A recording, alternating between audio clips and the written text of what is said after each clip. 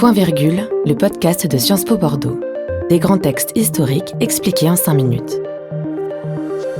Discours du général de Gaulle à l'Hôtel de Ville de Paris, 25 août 1944. Paris, Paris outragé, Paris brisé, Paris martyrisé, mais Paris libéré. Paris, Paris outragé, Paris brisé, Paris martyrisé, mais Paris libéré.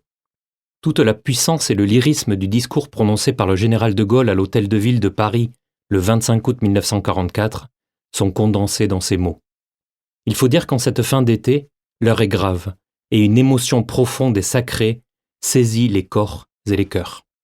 Chacun, intimement, sent l'air chargé d'histoire et l'espoir d'une libération qui pointe à l'orée de ce jour. Alors pourquoi dissimuler l'émotion qui nous étreint tous, hommes et femmes, qui sommes ici, chez nous, dans Paris debout pour se libérer et qui a su le faire de ses mains, comme nous y invite de Gaulle. Le contexte, la libération de la France. Cela fait maintenant 2 mois et demi que les Alliés ont débarqué héroïquement sur les plages de Normandie. 2 mois et demi que progressivement, difficilement d'abord, mais irrésistiblement, ces troupes libèrent pas à pas le territoire français, au prix de grands sacrifices.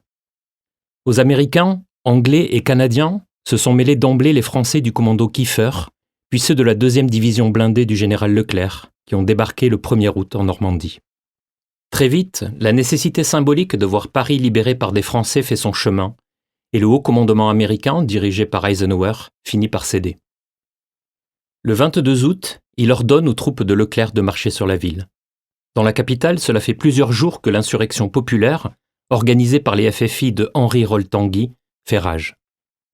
Le 19 août, la préfecture a été prise par les Parisiens. Le 21, Paris s'est hérissé de plus de 600 barricades et les combats sont acharnés. On se bat rue par rue pendant des jours. Le 25 août, au petit matin, le gros des troupes de la 2e division entre enfin dans Paris pour y réduire les dernières poches de résistance nazie. Dans l'après-midi, le commandant militaire des forces allemandes, le général von Choltitz, signe l'acte de reddition. C'en est fini de l'occupation de Paris. De Gaulle peut se rendre à l'Hôtel de Ville pour y prononcer son discours célèbre, sous les vivas d'une foule qui ne cesse de grossir. Un discours rassembleur. Improvisé, le discours est court et ramassé, comme suspendu à une heure dont chacun perçoit la gravité. Il y a là des minutes qui dépassent chacune de nos pauvres vies, dit de Gaulle, qui solennise encore le moment en s'adressant aux témoins. Nous autres qui aurons vécu les plus grandes heures de notre histoire. Pathos mis à part, le discours est politique de bout en bout. Il s'agit de replacer la France dans la cour des grands, celle des vainqueurs de la Seconde Guerre mondiale.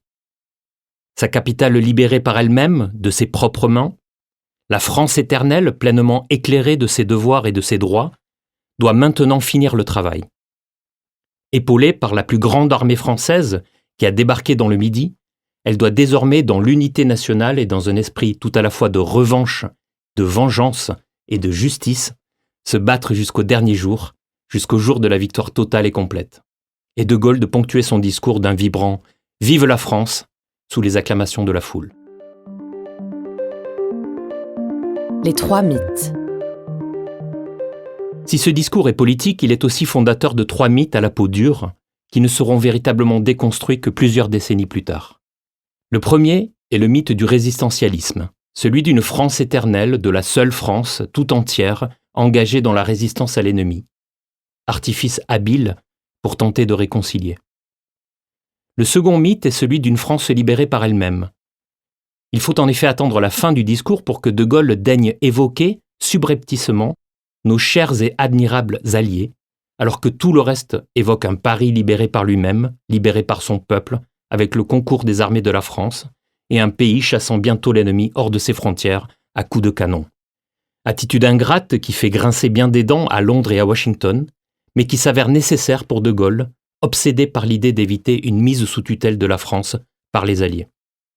Enfin, 3e mythe tenace et simplificateur, celui d'une résistance unie et unanime derrière le chef de la France libre, c'est-à-dire de Gaulle lui-même. S'assurant ainsi d'une unité de façade, il donne aux forces de la résistance intérieure des armes modernes pour mieux les intégrer de force dans les troupes de l'armée régulière et empêcher qu'elles ne nuisent à l'autorité de l'État qu'il entend restaurer. De la même manière, il dissout le Conseil de la Résistance en l'intégrant dans l'Assemblée consultative du nouveau gouvernement. En réalité, l'idée est de réduire l'influence communiste en la diluant dans un ensemble plus grand et plus malléable. Pour ce mythe, comme pour les deux autres, il faut attendre plusieurs années pour que des travaux d'historiens scrupuleux les mettent à jour et les expliquent, comme ceux de Robert Paxton ou d'Henri Rousseau, entre autres. En réintroduisant de la complexité et de la vérité historique, ces historiens révèlent la stratégie politique du général de Gaulle, qui cherchait simplement à unifier des Français divisés après 4 années humiliantes, en leur proposant une narration positive dans laquelle chacun pouvait se reconnaître.